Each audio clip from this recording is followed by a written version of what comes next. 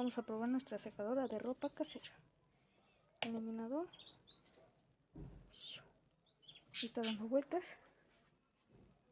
Bien. Tenemos aquí la mano.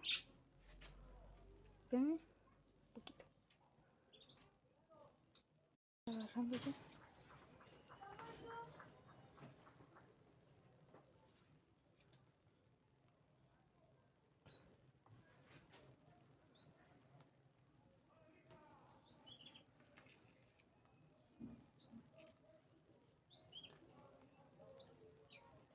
Corre la rifa del macho que tenga el número.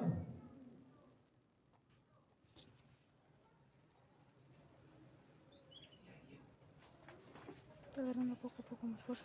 Y el número 5 pierde el 5. Agarrando más recién.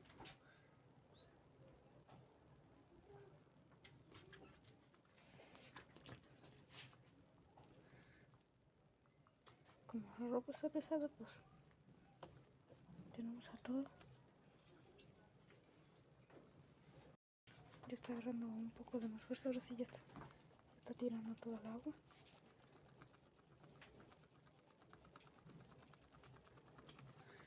Todo porque está agarrando todo. Está dando toda velocidad. En la zona de bateo, el quinto ganador es Ramón de Alba. Ya agarró toda la velocidad. Está exprimiendo. Y rápido. Con un ventilador de PC. Y le puse un bote de cajeta. Y ahí está centrifugando. Este era un eliminador de un limador de uñas eléctrico.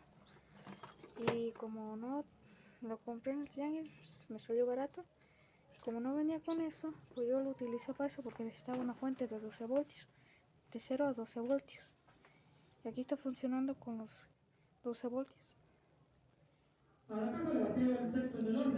Dura como unos 5 o 10 minutos en secar la ropa por completo.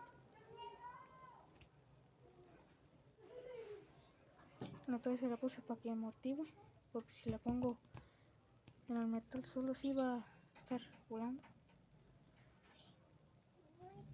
Agarro su máxima potencia.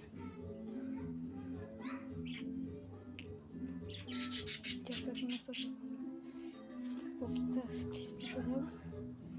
Va todo. Y así, pero en realidad estoy centrifugando muy rápido. Y así es como graba el teléfono. No graba el teléfono, pero en verdad como yo lo estoy viendo es que va muy rápido. Y para que vean que se está funcionando con un motor de ventilador.